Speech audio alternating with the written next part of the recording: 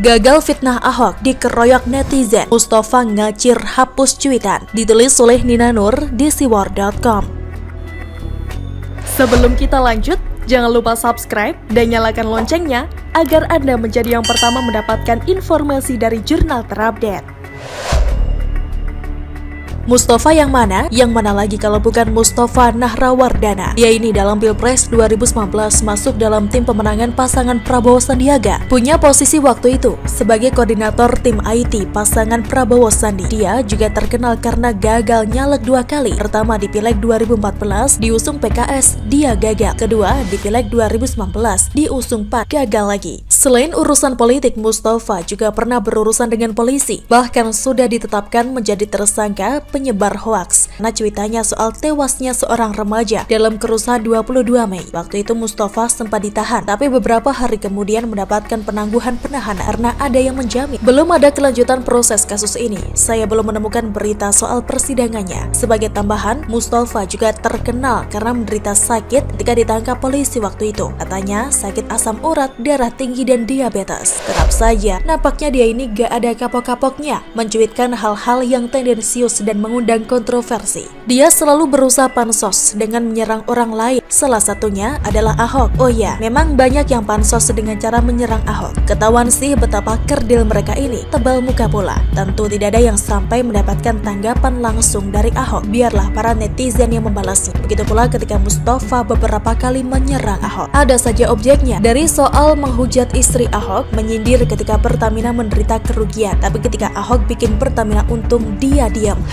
Dan menyebarkan foto kumpulan bis bekas yang dulunya akan dipakai buat bus Transjakarta yang disebut Mustafa sebagai bukti kegagalan Ahok. Halah, itu kan bis hasil korupsi. Lakunya juga sudah dipenjara. Gak salah kan kalau netizen menyebut Mustafa dengan kata bajingan? Ya begitulah kelakuannya. Berlagak religius tapi akhlaknya entah nyungsep kemana. Yang terakhir ini bermula dari kegiatan Ahok yang diundang sebagai pembicara di acara Milad ke-9 Pesantren Motivasi Indonesia atau PMI yang digelar secara virtual pada hari Minggu 28 Februari lalu. Acara ini sekaligus juga buat memperingati hari lahir NU ke-98. Selain Ahok, Menteri Agama Gus Yakut juga hadir sebagai pembicara. Topik yang dibahas adalah pandemi dan geliat kemandirian pesantren. Ahok pun menampilkan sosok Nabi Muhammad sebagai sosok yang diteladani. Di awal pembicaraannya, Ahok memberikan disclaimer dulu agar tidak terjadi kesalahpahaman. Ini mohon jangan jadi masalah ya. Saya berpikir Nabi Muhammad dulu bukan cuma dakwah ya, tapi juga dagang. Jadi ini jangan dipersoalkan nanti. Ini nanti salah menafsirkan dan ribut lagi. Ini saya mohon maaf ini. Saya bikin disclaimer dulu ini. Oke lah Pak Ahok, tanpa disclaimer itu pun sebenarnya kita paham kok maksudnya baik. Terkait dengan kemandirian pesantren, Ahok menyarankan agar pesantren meniru Nabi Muhammad yang juga adalah seorang pedagang. Artinya pesantren diharapkan punya penghasilan sendiri. Ahok menyarankan agar para santri dilatih berbisnis, dilatih berbahasa Inggris dan juga soal saham, agar kualitas santri meningkat dan pesantren bisa memiliki program yang menunjang kemandirian ekonomi mereka. Lengkapnya di sumber. Ada yang salah dengan pernyataan Ahok soal Nabi Muhammad? Gak adalah. Benar bahwa selain berdakwah, Nabi Muhammad juga berdagang. Benar pula bahwa kita bisa mencontoh atau meneladani Nabi Muhammad. Namun pernyataan Ahok ini malah berusaha dipelintir oleh Mustafa dengan sok memberikan tanggapan. Tolong koh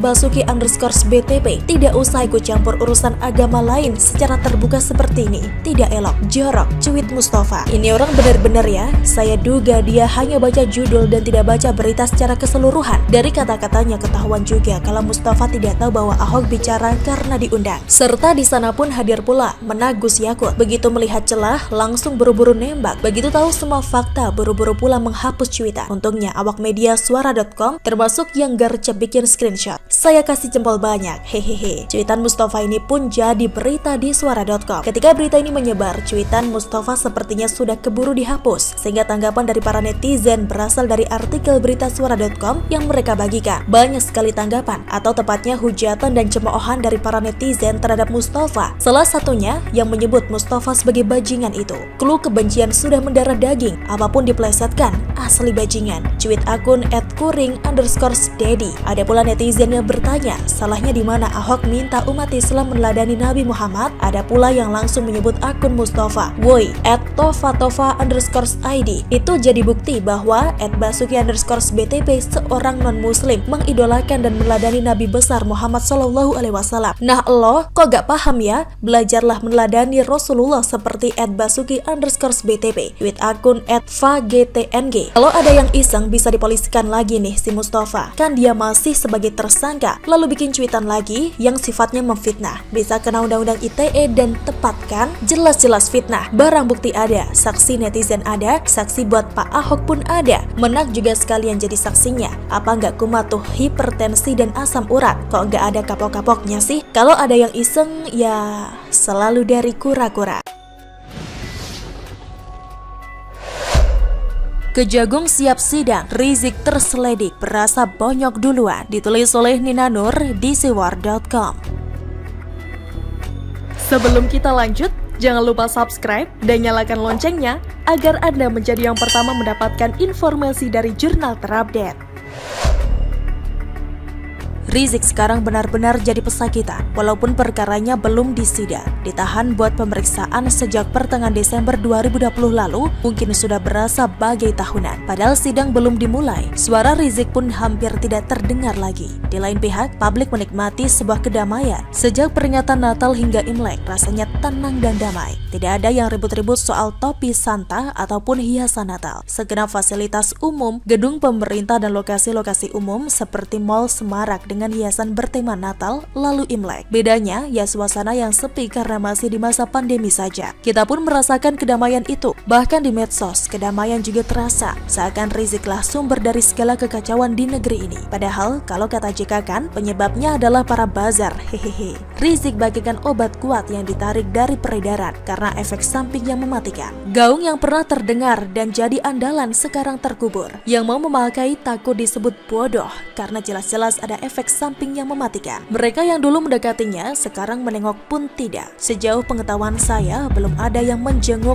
Rizik di luar pengacara dan keluarga, kecuali dijenguk secara diam-diam biar gak ketahuan publik. Bikin malu. Nah, setelah agak lama tidak ada berita yang membahana soal Rizik, akhirnya Kejagung atau Kejaksaan Agung yang bikin berita. Hari Senin 1 Maret lalu, Kejagung menyampaikan beberapa hal kepada media. Pertama adalah soal tempat persidangan Rizik. Nah, Kejagung memang sudah meminta izin pada Mahkamah Agung atau MA untuk menggabungkan semua berkas perkara Rizik yang terkait tindak pidana kekarantinaan kesehatan. Alasannya karena peristiwa pidananya terjadi di beberapa lokasi, yakni di Petamburan, Jakarta Pusat, Megamendung, Bogor, dan Rumah Sakit Umi Bogor. Penggabungan berkas perkara memang diperbolehkan dan sudah ada aturannya dalam Kitab Undang-Undang Hukum Acara Pidana. Akhirnya pihak Kejagung sudah menerima surat keputusan dari MA bahwa semua perkara Rizik itu akan disidangkan di Pengadilan Negeri Jakarta Timur. Kedua, Kejagung juga mengungkap daftar perkara Rizik yang akan disidang. Ada 4 perkara, yakni kasus kerumunan di Tebet, di Petamburan, dan di Megamendung, Bogor, serta kasus dugaan menghalang-halangi penanganan wabah COVID terkait tes swab di Rumah Sakit Umi Bogor. Pasal-pasal yang dikenakan ke Rizik pun berlapis dan panjang daftarnya. Artinya, ancaman hukumannya pun makin panjang. Misalnya untuk kasus kerumunan di Petamburan, Rizik terancam hukuman 6 tahun penjara. Untuk kasus kerumunan di Megamendung, Rizik terancam hukuman 2 tahun penjara. Sedangkan untuk kasus terkait tes swab di Rumah Sakit Umi Bogor, Rizik terancam hukuman hingga 10 tahun penjara. Ini saja sudah 18 tahun kalau total ya. Makanya saya bilang, sebelum sidang Rizik seakan sudah bonyok duluan. Membayangkan menjalani hukuman selama belasan tahun, apa nggak pingsan itu? Belum lagi kasus-kasus di luar ini yang belum diproses. Sebelumnya pihak Kejagung juga sudah menggebrak. Pada akhir Januari lalu, Kejagung menyatakan sudah menyiapkan 16 jaksa untuk menyidangkan perkara Rizik. Keempat perkara di atas. Kejagung juga menegaskan pihaknya melihat perkara ini secara jernih dan objektif. Karena bagi kami, proses penegakan hukum harus dilakukan sebaik-baiknya dengan tidak melakukan penzaliman terhadap siapapun. Ujar Jaksa Agung Muda Tindak Pidana Umum atau Jampidum Fadil Zumhana di depan rapat bersama Komisi 3 DPR Republik Indonesia. Ini pernyataan yang sangat menohok buat pihak Rizik atau siapapun yang hendak menuduh Kejagung macam-macam. Belum sempat menuduh, sudah dikasih perisai duluan. Hehehe. Kita pun sedang menantikan persidangan perkara perkara Rizik ini. Pengalaman waktu sidang Ratna Sarumpait dulu itu tergolong singkat, tapi hanya satu perkara sih. Kebayang ya, menjalani persidangan untuk 4 perkara sekaligus. Apa nggak capek duluan tuh? Bonyok duluan, walaupun nggak ada yang menyentuh, apalagi memukul. Tim kuasa hukum Rizik juga pasti double-double itu repotnya. Kita lihat nanti apakah tim kuasa hukum Rizik orangnya itu-itu saja atau ada tambahan. Kalau ada tambahan, apalagi pengacara terkenal dan mahal, atau diduga ada campur tangan Bohir di sana. Apalagi kalau ditambah dengan embel-embel pengawalan dari Laskar Umat. Namun kalau orangnya itu-itu saja, tanpa ada demo-demo di luar sidang, yang berarti nasib buruk buat Rizik. Karena sudah ditinggal oleh para Bohir, sudah dianggap tak berdaya dan tak berguna. Habis manis cepat dibuang, selalu dari kura-kura. Bagaimana menurut Anda? Silahkan tulis komen Anda di kolom komentar. Jangan lupa untuk like, subscribe, dan share. Arkana pamit, sampai jumpa.